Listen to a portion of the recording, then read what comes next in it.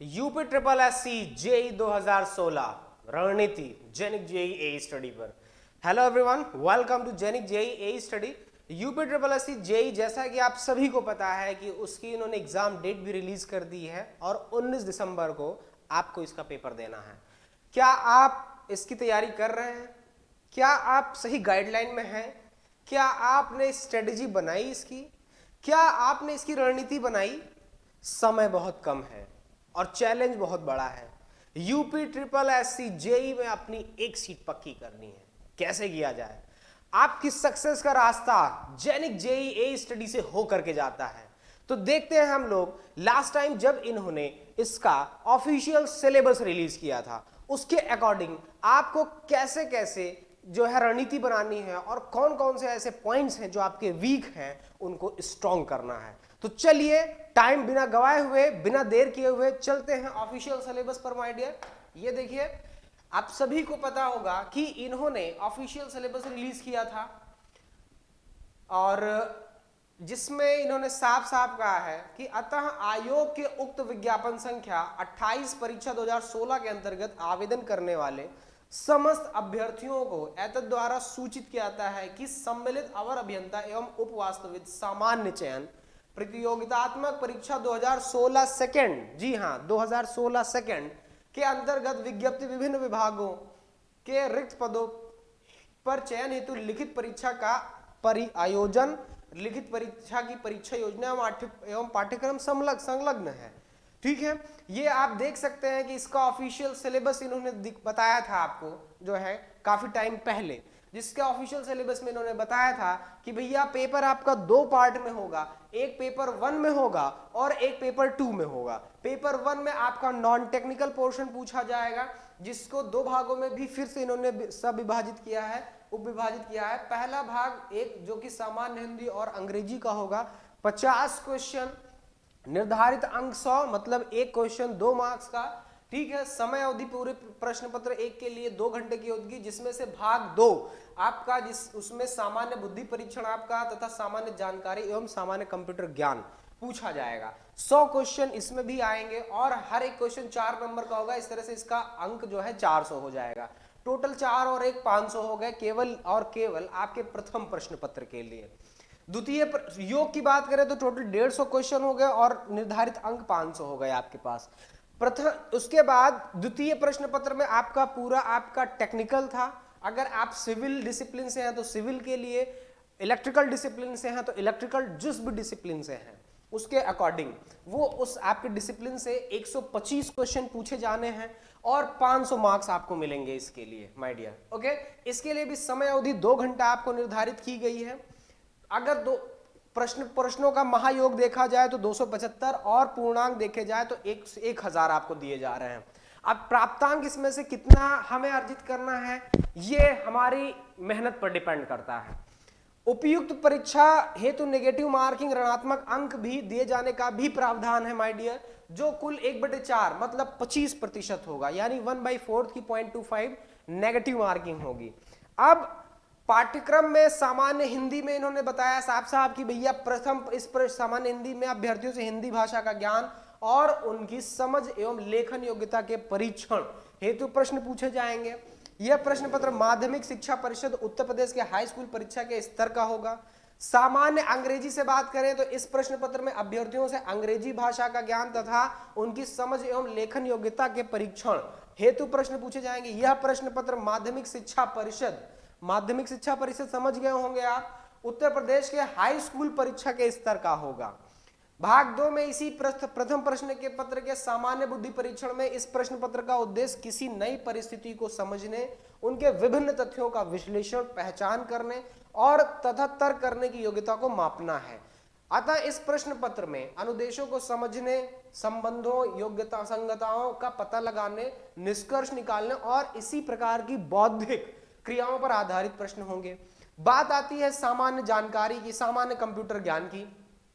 तो सामान्य जानकारी में आपसे जो जीके आप जानते हैं, इस प्रश्न पत्र में अभ्यर्थियों के चारों ओर के एनवायरनमेंट के बारे में, उनकी सामान्य जानकारी, समाज में उनके उसके इस्तेमाल, के बारे में उसकी योग्यता आंकने के लिए है। इस प्रश्न पत्र में समसामयिक घटनाओं, मतलब जो घटनाएं घटित हो रही हैं, समसामयिक घटनाएं, उन पर भी प्रश्न पूछे जाएंगे। प्रतिदिन डेली करंट अफेयर्स, जो डेली एक्टिविटीज हो रही हैं, उन पर आपसे क्वेश्चन पूछे जा सकते हैं, और जिनमें भारतीय परिप्रेक्ष्य में ऐतिहासिक एवं भौगोलिक तथ्य भी सम्मिलित होंगे, मतलब हिस्ट्री, ज्योग्राफिकल पार्ट भी आपसे पूछा जा सकता है के होंगे, इंक्लूड होंगे। के साथ साथ अभ्यर्थियों के वैज्ञानिक पहलुओं के ज्ञान, मतलब साइंस से भी रिलेटेड आपसे क्वेश्चन उठाए जा सकते हैं।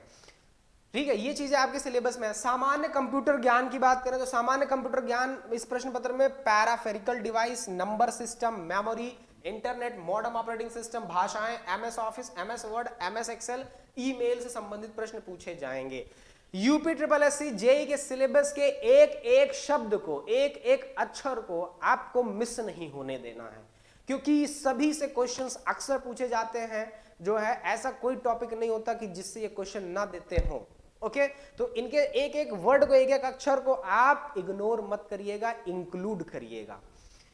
अगर हम बात करें द्वितीय प्रश्न पत्र में, तो इन्होंने सिविल की बात की जाए तो इन्होंने प्रथम इस प्रश्न पत्र में building material, estimating costing, building material, estimating costing and valuation, surveying, soil machine, soil mechanics, soil machines, hydraulics, transportation engineering, environment engineering, standard test, uses, manufacture, acquiring of material, estimating, analysis of rates, methods and unit of measurement, earthwork, brickwork, modular, traditional bricks, RCC work, timber work, painting, shuttering value and cast, scrap value, salvage value, method of valuation, tubewell, isolates and compound footings, piles and pile caps, Simpson rule, center line method, grid section formula, principle of surveying, surveying का principle, measurement of distance, distance measurement, working of prismatic compass, plane table surveying, theodolite traversing, levelling, method of counting,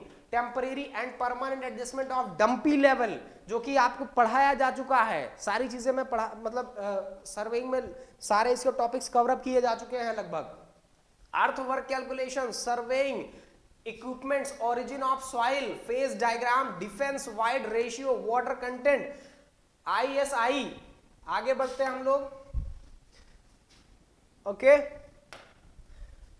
ISI soil classification, effective stress, consolidation of soil, principle of consolidation, normally consolidated soil, active and passive earth pressure, fluid properties, measurement of flow in open channel, pumps and turbine, highway engineering, traffic engineering, sweepers, highway drainage, railway engineering, track geometry, quality of track geometry, quality of water, need of sanitation, sewage system, surface water, drainage, air pollution causes, effects control, type of beam, determinate and indeterminate dams and retaining walls, slope deflections, simply supported and cantilever beams, concrete technology, property of uses of concrete, importance of water quality, water cement ratio, storage, batching, mixing, repair and maintenance of concrete structure, RCC beam, flexural strength, shear strength, bond strength, T beams, one way and two way slab, isolated footings, reinforced brickworks, columns, staircases, retaining wall, water work। आगे देखते हैं water work. इसके बाद shear strength, bond, T beams, one way, two way slab, isolated footing, reinforced brickwork, column, staircases, retaining wall, water tank, RCC design, ठीक है, may be stress based, may be based on both limit state and working stress method, steel design and construction of steel column, beam roof, ट्रांसप्लेट and grids से संबंधित प्रश्न पूछे जाएंगे। मतलब कि आपके सिविल इंजीनियरिंग का कोई भी टॉपिक मेरे ख्याल से बाकी नहीं होगा। ओके, अब आपको मैं कुछ इंपॉर्टेंट सब्जेक्ट्स के बारे में बताने जा रहा हूं, जो कि बहुत ज्यादा इंपॉर्टेंट रोल प्ले करने वाले हैं आपके इसके एग्जाम में। इस एग्जाम में आपके लिए बहुत ज्यादा हेल्पफुल हो सकते हैं वो। ओके, तो यहां पर देखिए, पहला जो सब्जेक्ट्स है, पहला जो है आपका, इसमें मेजर सब्जेक्ट जो इंपॉर्टेंट रोल प्ले कर रहे हैं आपके माय डियर, मैं बता दूं, आरसीसी, सर्वे, सॉइल मैकेनिक्स ऊपर रहेगा, soil mechanics, RCC survey, building material, highway railway bridge जिसे आप कहते हो, एनवायरमेंट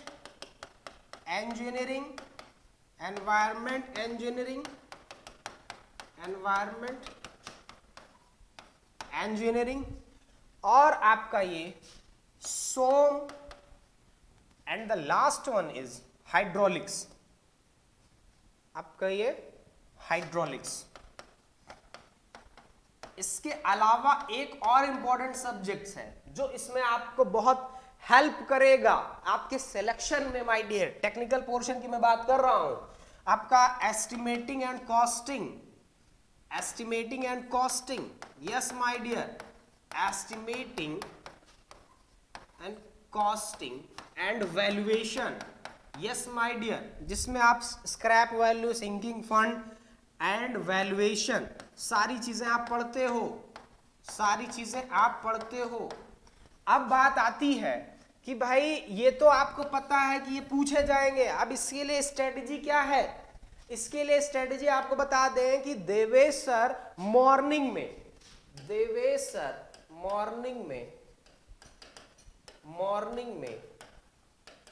8 बजे से, जी हां 8 AM से इसकी सीरीज चला रहे हैं, यूपी ट्रिपल एससी जेई की सीरीज चला रहे हैं। इसको जरूर विजिट करिए अगर आपको सिलेक्शन लेना है तो।